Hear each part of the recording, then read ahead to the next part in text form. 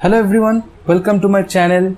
I am Shankar, and in this series of lectures about numerical method, today I will be talking about another method named fixed point iteration for finding the root of an algebraic or transcendental equation. So in this lecture I will explain what is a fixed point and how the concept of fixed point helps us to find the root of an equation. So what is a fixed point first? A will be a fixed point of a function, a fixed point of a function f of x if f of a equals a. That is, what you are giving as input, you will get the same output. So here a is the input, and look, you will get the same output as a. So you can see it graphically also. So if you draw the curve of f of x,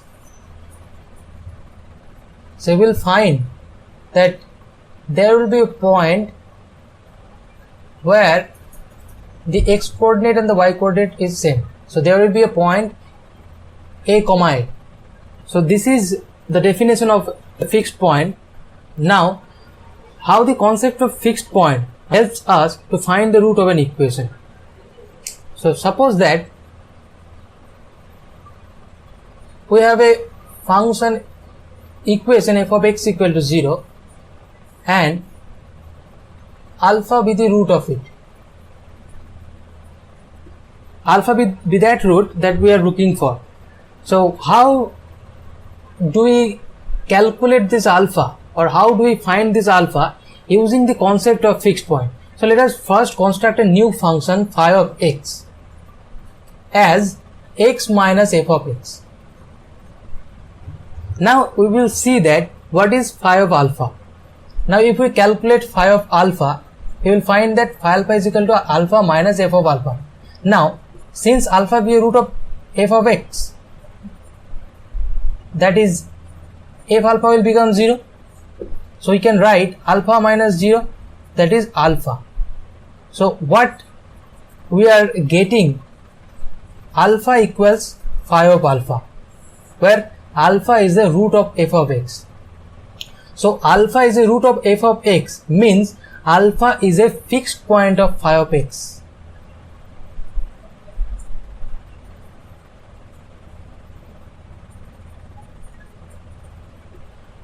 So that is our achievement.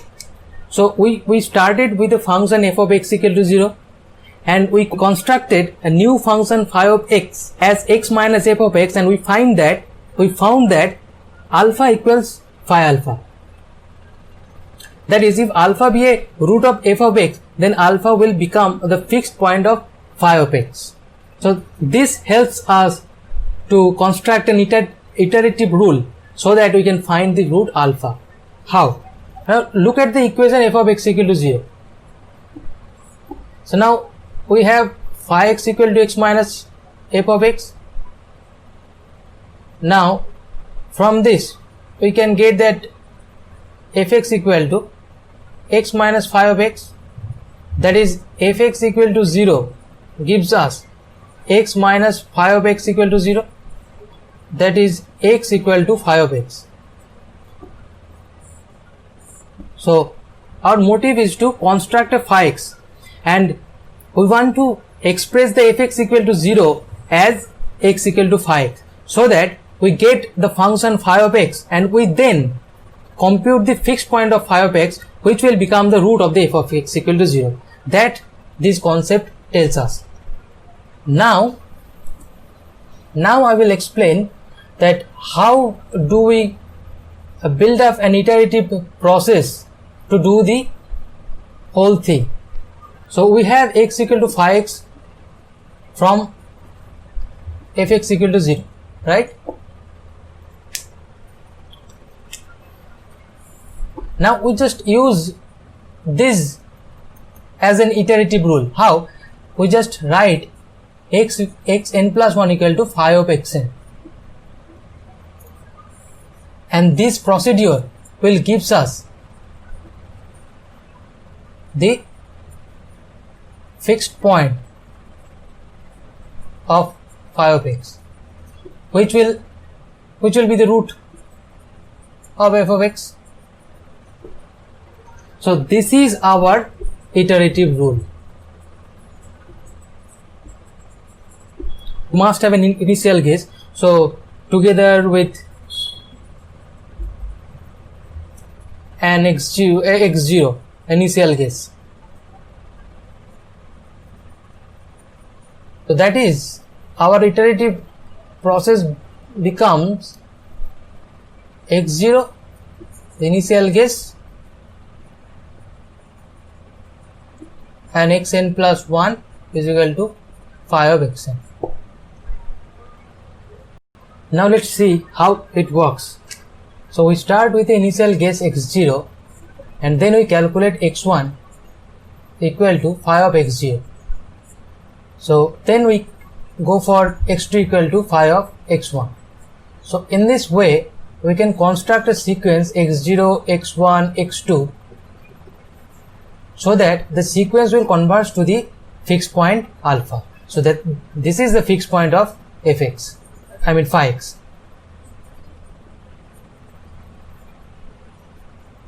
So which is nothing but the root of fx equal to 0. So this is the procedure by which we can calculate a root of an algebraic or transcendental equation. Now here is a question that we can express x equal to phi x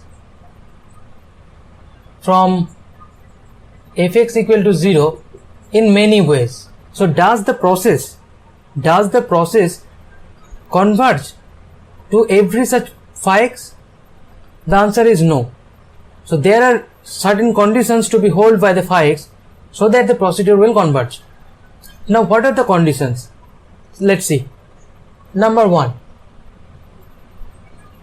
phi x is continuous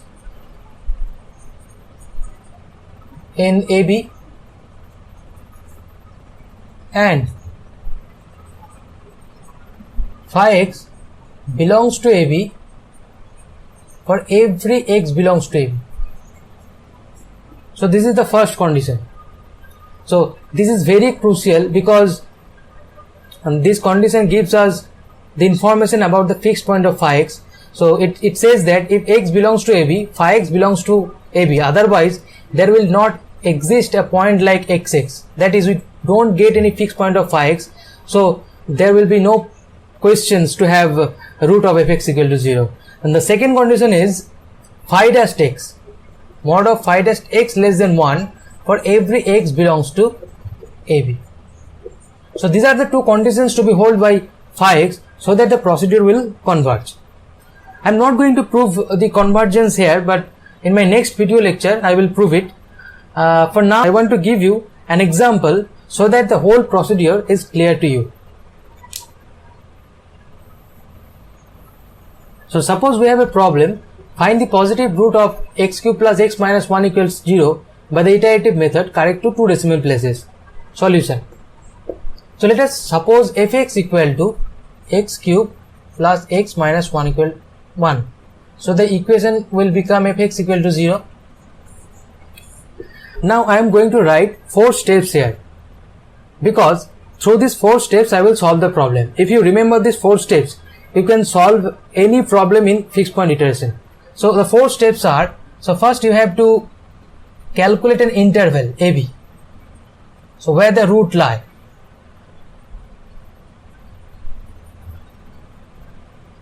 Number 2, you have to express fx equal to 0 as x equal to phi x. Number 3, check the condition for convergence. And step 4, use the iterative rule xn plus 1 equal to phi xn with x0 initial guess. So these are the 4 steps that you should remember. So let us first find an interval. Number 1, calculate f of 0.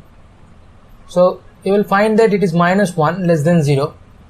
If you calculate f of 0.5, I have already calculated this, so minus 0.38, which is less than 0 again. So if you find 0.8 equals minus, so it will become 0.31 greater than 0. So by these two last calculation, I got the interval as 0.5 comma 0.8. So this is our first step.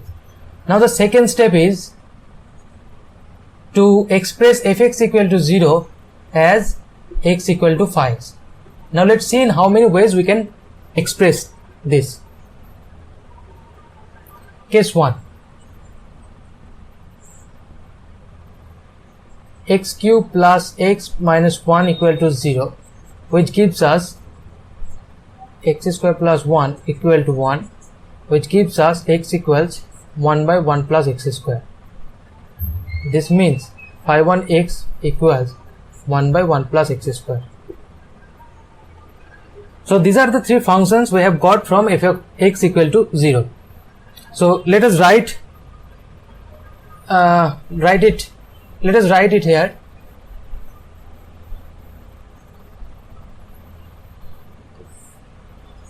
So our step 2 is complete. Now step 3.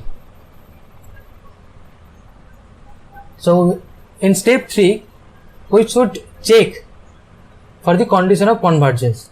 So in this step we have to check whether phi x belongs to the interval 0.8 for every and phi dash x less than 1 for every x belongs to 0.5 comma 0.8 or not.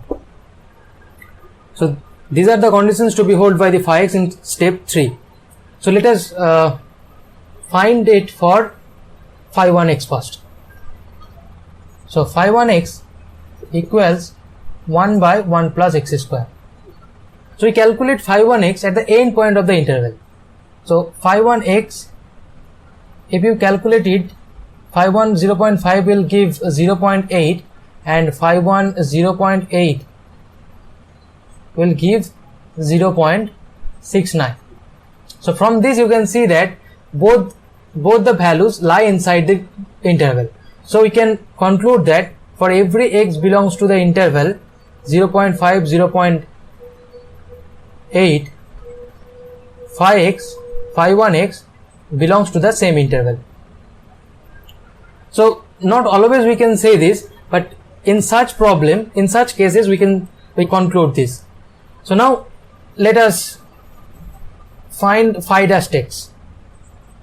Phi 1 dash x equals minus 2x by 1 plus x square whole square. Now for this we calculate maximum of phi 1 dash 0.5 and phi 1 dash 0.8.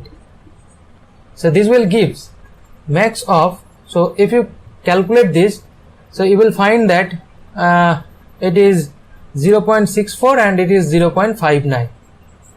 So this will give you 0.64, which is less than 1. So again we are not going to calculate over the whole interval. Instead we calculate phi dash x at the end point of the interval, and if maximum among the two values less than 1, then we conclude that phi 1 dash x mod of phi 1 dash x less than 1 for every x belongs to that interval. So we can see that both the condition is hold for phi 1x, so we can take phi 1x to build up our iterative process. Now for phi 2x. So phi 2x is root over of 1 minus x minus 1.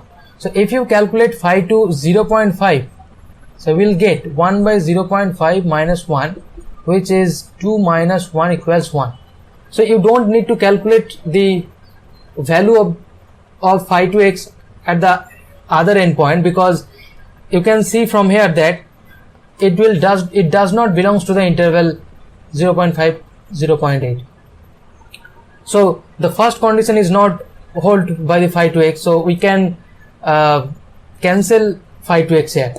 So if you calculate phi to x also, so you will find that 1 by 2x square over 1 minus x minus 1.